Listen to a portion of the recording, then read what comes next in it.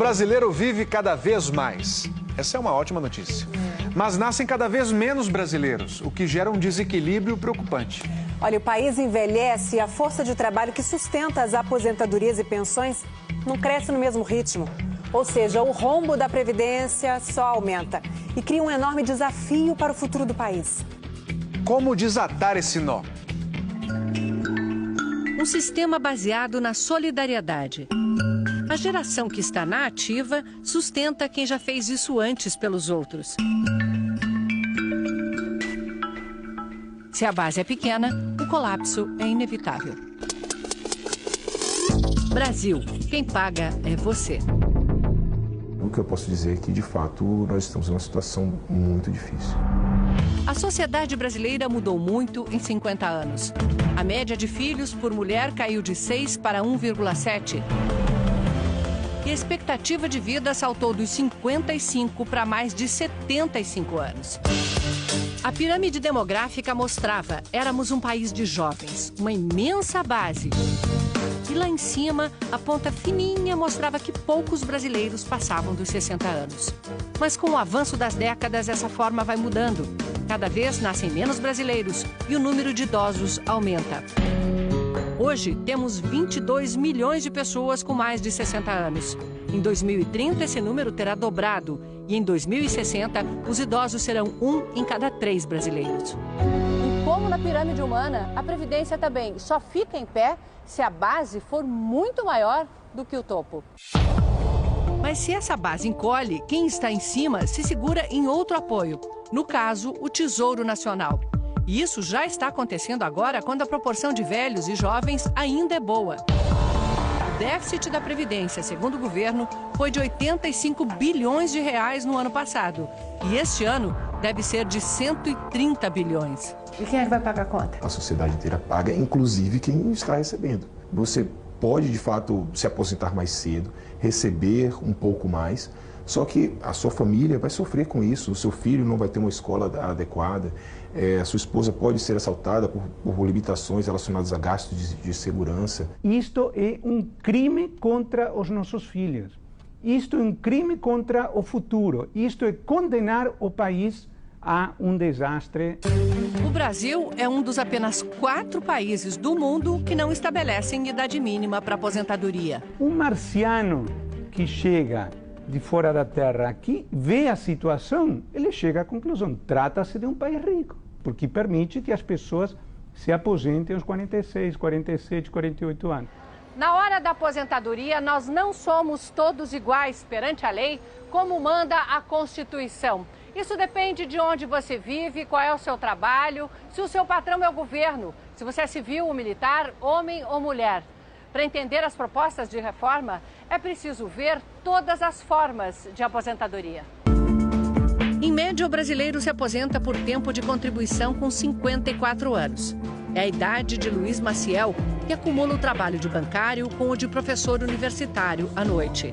E planeja se aposentar já no ano que vem. Aproveitar um pouco da minha vida, cuidar dos meus filhos, cuidar das minhas terrinhas, né? Pode se aposentar o homem que tem 35 anos de contribuição, a mulher com 30. O valor é integral se a soma da idade com a contribuição der 95 anos para os homens, 85 para as mulheres. Se não, entra o fator previdenciário, que vai diminuindo o valor a receber quanto mais jovem for o aposentado. Estabelecer uma idade mínima para aposentadoria é o principal ponto da reforma, segundo o ministro Eliseu Padilha, que é o único do governo que fala sobre reforma da Previdência. Com que idade mínima o governo trabalha? A regra no mundo hoje, o geral, é 65 anos. Países que têm expectativa de vida maior já estão trabalhando dos 65 no rumo dos 70. Para quem já está no mercado, o governo pensa em regras de transição. Então, digamos que alguém que falta 2 anos trabalha mais 6 meses ou mais um ano. Nós vamos fazer uma regra de transição que ela é inversamente proporcional. Quem mais trabalhou, menos vai suportar desta variação para chegar aos 65. Quem contribui há menos tempo trabalharia alguns anos a mais. E o Luiz, pelo menos alguns meses. Eu não gostaria que nem transição tivesse. Hoje eu não tenho mais expectativa de direito, eu tenho direito adquirido. Quem chega aos 65 anos vive mais do que o brasileiro médio. 17 anos se for homem, 20 se for mulher. É a pessoa que já sobreviveu a todas as probabilidades de morte até então e que ainda está viva. Além de viver mais, as mulheres se aposentam 5 anos antes que os homens. Nós vamos caminhar também no rumo da igualdade, até porque a mulher vive mais que o homem no Brasil. As centrais sindicais não aceitam mudanças. Dizem que o déficit da Previdência é provocado por sonegação de 26,7 bilhões de reais ao ano e renúncia fiscal, que deixa de cobrar outros 55 bi. A soma das duas ainda não cobre o rombo. A Previdência é uma questão social, é uma questão política, mas ela também é uma questão matemática. A matemática não pode ser agredida. Na minha opinião, eu acho que tem problema sim na Previdência. A nossa proposta, na realidade, é que se tenha uma CPMF exclusiva, tem que ser exclusiva para a Previdência. Os sindicalistas também dizem que as mudanças prejudicam os mais pobres. No Brasil, a maioria dos trabalhadores, filhos dos trabalhadores, começa a trabalhar com 14, 15 anos de idade. E a maioria dos, por exemplo, que são filhos da sociedade mais abastada, começa a trabalhar depois da universidade. É justo igualar a idade mínima de aposentadoria para os dois casos? Para os especialistas, esse tratamento já é desigual. Tipicamente, estas pessoas, é verdade, sem dúvida nenhuma, que começam a trabalhar cedo, mas muitas destas pessoas não têm condição de comprovar carteira de trabalho por um período de 30 anos. E assim não se aposentam por tempo de contribuição, mas por idade, com apenas um salário mínimo por mês. Olha, eu comecei quando eu tinha 9 anos na casa de família. Que idade a senhora tinha quando assinou a carteira a primeira vez? Tinha 28 anos. 28 anos. Mas só que eu não fui direto, pagando direto. Aí trabalhei, aí pagava, parava e parava. Aos 61 anos, com 52 de trabalho, ela não consegue comprovar 15 de contribuição. E por causa da crise, perdeu o emprego na firma de limpeza, onde finalmente tinha os direitos pagos. Eu vou aproveitar meu auxílio-desemprego para pagar essas parcelas aqui. E se o governo igualar a idade para homens e mulheres? Se eles for jogar mais para frente, eu vou ter que procurar um emprego para poder continuar pagando o meu NPS. A aposentadoria rural tirou da miséria 23 milhões de brasileiros. Criada na Constituição de 88, mudou a vida no interior do Brasil.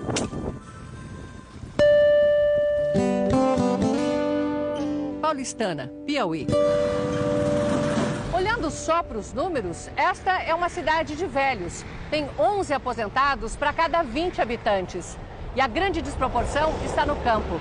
Tem mais aposentados rurais do que o total da população rural do município. Eles são a alegria do comércio. Fica aquele movimento na cidade, justamente nos dias que eles vão tirar o benefício. Ele com 76 anos, ela com 74, alimentam mais 6 bocas, filhos e netos. Se não fosse a aposentadoria de vocês... Tá passando fome. Emprego já e tá eles também. difícil. Porque emprego aqui não é fácil. Sobra pouco para a saúde já debilitada. Ele é hipertenso, de diabetes, pressão alta, colesterol, estava com problema de próstata, ele fez exame agora. Está fazendo exame, todo problemado. Se não tiver uma perspectiva de aposentadoria numa idade avançada, as pessoas vão se afastar do meio rural. E o Brasil precisa da produção de alimentos. Então é o agricultor familiar que produz 70% dos alimentos. E muitos usam a aposentadoria para financiar a produção. Quando a gente não tem da lavra, tem que tirar da aposentadoria e comprar cimento para plantar de novo no outro ano. Comprar o milho, comprar o feijão. Com o que sobra, pagam o acesso à saúde. Primeiramente Deus e abaixo de Deus essa aposentadoria. Para comprar meus remédios, vou no SUS, não consegue não. Tudo particular. É tudo particular. O produtor rural paga a previdência na venda da produção, mas a arrecadação é menos de 10% do total pago em benefícios. Mas poderia dobrar se o grande agronegócio para exportação também pagasse previdência. O governo estuda aumentar também a idade mínima de aposentadoria rural. Jamais nós vamos permitir que a idade passe de 55 anos para a mulher e 60 anos para o homem. Quanto é que ganha um senador, um deputado e quanto tempo ele leva para aposentar. Boa pergunta. Para se aposentar, senadores e deputados federais precisam ter 60 anos de idade e 30 de contribuição para qualquer regime. Mas o cálculo deles é bem generoso. Pega o salário de mais de R$33 mil e divide por 35. A cada ano de mandato, uma parte dessas, R$ 965, é incorporada à aposentadoria. Ou seja, um ano de um parlamentar vale mais do que uma vida inteira trabalhando no campo. A aposentadoria dos funcionários públicos teve uma reforma que estabeleceu idade mínima de 65 anos, com regras iguais às do INSS. Mas eles têm também uma aposentadoria complementar. E para quem já estava no serviço público, não teve regra de transição. Os servidores que já estavam, né, no sistema, eles continuam recebendo de fato o integral. Eles contribuem com 11% do seu salário, mas recebem de fato o salário completo. A regra poderia ter sido outra. O rombo das aposentadorias públicas é de 72,5 bilhões de reais, para pagar menos de 1 milhão de beneficiados. As Forças Armadas têm um déficit de mais 11 bilhões por ano, dos quais quase 4 bi vão para pensões de filhas de militares, como as irmãs Jussara e Ada. O pai lutou na Segunda Guerra, foi para a reserva em 64 e recebeu a aposentadoria até morrer. Agora, as filhas dividem o salário de um tenente-coronel do Exército. Tudo dentro da lei. Mas você acha certo? Independente de ser legal? Olha, certo... Não sei, meu pai pagou por isso. Então, pensando dessa forma, acho certo. Agora, diante do cenário todo que está aí, eu não sei se é tão certo. Né?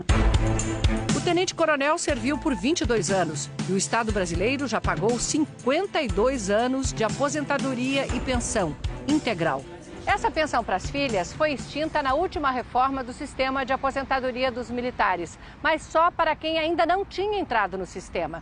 Isso significa que se um militar que já estava na ativa, daqui a 10 anos, por exemplo, tiver uma filha, essa menina já vai nascer com o direito de receber a pensão após a morte do pai pelo resto da vida dela. O sistema da Previdência dos militares também será objeto de avaliação. Só não será junto com o sistema geral, nem com o do servidor público comum. Dá uma impressão de que é a parcela mais pobre, que é o regime geral, que vai pagar a conta dessa vez e futuramente vai se rediscutir dos servidores públicos. Uma reforma que contempla todos os setores, todos os problemas que o próprio governo reconhece, ela seria mais justa. O sistema justo torna todos iguais perante a lei.